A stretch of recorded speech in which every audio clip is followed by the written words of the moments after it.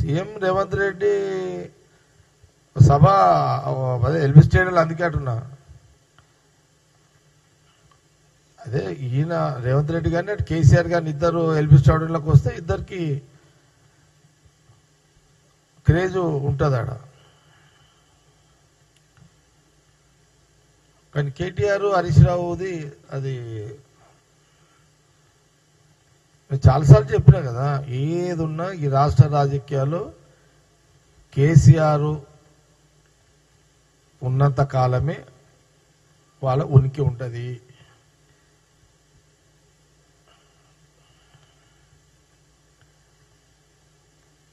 వారు ఇంకా బాగుండాలి, ఆరోగ్యంగా ఉండాలి, ఇంకా 20 ఏళ్ళు రాజకీయాలు ఉండాలని ప్రతిపక్ష నాయకుడిగా మేము కోరుకుంటాము.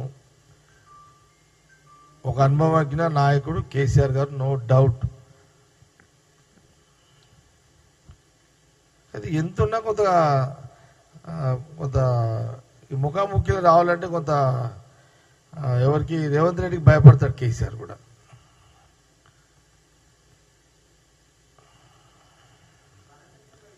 కదా భయపడతాడు కదా.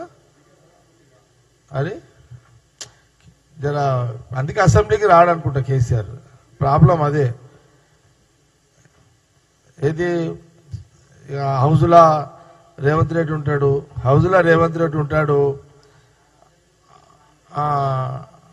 ఈయన అందుకే చాలాసార్లు మన ఎవరు సీఎం చాలాసార్లు కదా అన్నాడు, అడిగాడు కదా. అది సీఎం బతిమలాడతాడా ప్రతిపక్ష నాయకుడు రా రా రా అనేది ఉల్టా ఉంది. అమ్మ ఇదంతా తెలంగాణ రాజకీయాలంతా విచిత్రంగా ఉంది. ప్రతిపక్ష నాయకుడు లెటర్ రాస్తాడు, అసెంబ్లీ పెట్టండి అంటాడు. ఇక సీఎం రేవంత్ రెడ్డి ఏమో రండి పెట్టినా ఈయన అంటున్నాడు. ఈ రివర్స్ నడుస్తుంది, విచిత్రంగా ఉంది అంతా. సీఎం ఎక్కడ అడగాడు అసలు. యాక్చువల్గా ప్రతిపక్షము ముఖ్యమంత్రిని అడగాలి, నాయన ఇట్లా కొన్ని మాట్లాడాలనుకుంటున్నా మీరు పెట్టండి అని అడగాలి. ఈయన అసెంబ్లీ పెట్టి రండి నాయన రండి కేసీఆర్ గారు అని ఈయన అడుగుతుంటే వాళ్ళు వచ్చుడు లేదు. ఏది అసలు విచిత్రంగా ఉంది ఇదంతా. వేస్తారు పనికి మళ్ళా ముచ్చట్లు అవన్నీ.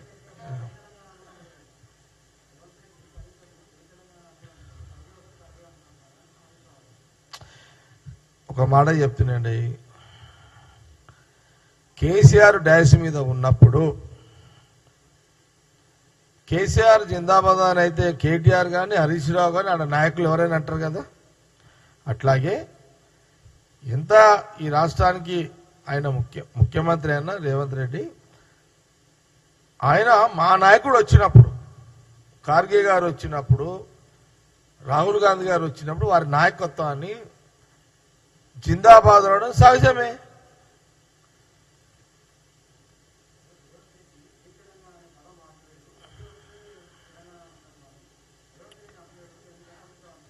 నేనేమంటున్నా అదే జై తెలంగాణ అని. ఇప్పుడు నేనంటే రాష్ట్రం రాకముందు జై తెలంగాణ అంటే ఒక అర్థం ఉంది, కానీ రాష్ట్రం వచ్చినాక జై తెలంగాణ కాదు నాయన, జై తెలంగాణ జై ప్రజలారా అనాలి. ఇప్పుడు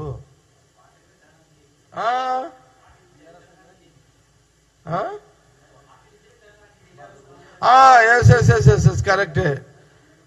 ఇది పాయింట్. ఇప్పుడు కళ్ళబొల్లి ముచ్చట్లు మాట్లాడుతున్నారు హరీశ్రావు. నీ మామ ఉద్యమం అప్పుడు టీఆర్ఎస్ అన్నాడు, ఫస్ట్ గవర్నమెంట్ అంతా టీఆర్ఎస్ అన్నాడు, అంటే తెలంగాణ రాష్ట్ర సమితి. రెండో ఎలక్షన్ కంటే ముందు బీఆర్ఎస్ అన్నాడు. తెలంగాణ తీసినవెందుకు, బి పెట్టినవెందుకు?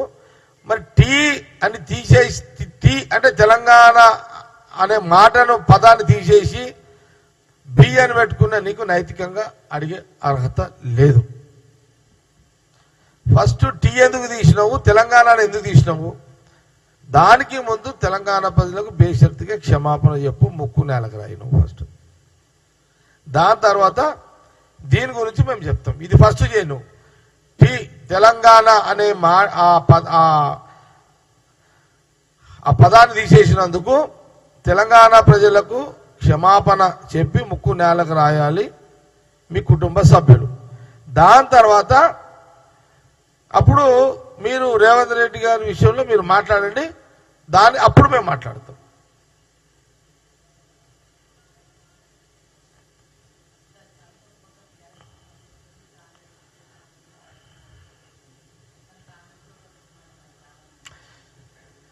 కవిత టాపిక్ ఇంపార్టెంట్ కాదు మనకు.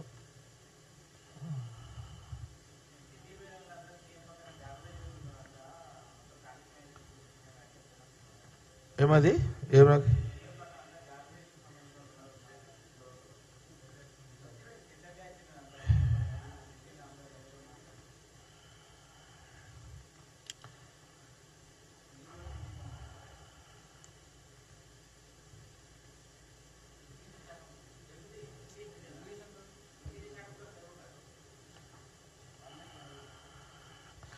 బాబు హరీష్ రావు, నీ అంత యాక్టర్లం కాదురా నాయన మేము. నువ్వు ఆ గుహకాడ మంచం వేసుకొని వండుడే పెద్ద సినిమా చూపెట్టి నువ్వు అయితే వీరమ్మ అయితే. అసలు గుహ అంతా అతనే కట్టినట్టు, ఆ సిమెంట్ అంతా అతనే కలిపినట్టు, ఆ సిమెంట్ సంచులు ఆయన్నే మూసినాడు గుహలో వండుకొని. కానీ ఏం చేద్దాము, నీ అంత యాక్టింగ్ మా వాళ్ళకు రాదు. మా సినిమా మా ఉత్తమ్ సారు యాక్టర్ కాదన్న.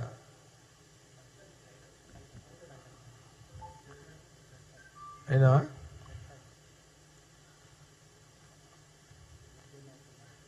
ఆయనైతే ఇది అప్పుడు చైనా యుద్ధం అప్పుడు ఫ్లైట్లో పోయి ఉత్తమ్ కుమార్ రెడ్డి క్యాప్టెన్ పోయి ఆ ఫ్లైట్ డ్యామేజ్ గాడుపులా అది ఫైర్ అయిపోతే దాన్ని పారాషూట్ తోటి కింద కొన్ని మీద 100 కిలోమీటర్ చాలా పెద్ద హైట్ నుంచి కింద పట్టాడు. నువ్వైతే ఆ గాడుపుకి అదిరిపోతుంటే నువ్వైతే. ఆయన ఫైటరు, నువ్వేమో యాక్టర్వి అంటే నిజమే కదా. అంటే అంత పెద్ద హైట్లకి పడ్డాడు రా నాయన. నాకేం అర్థమైతలేదు వీళ్ళ కథలు.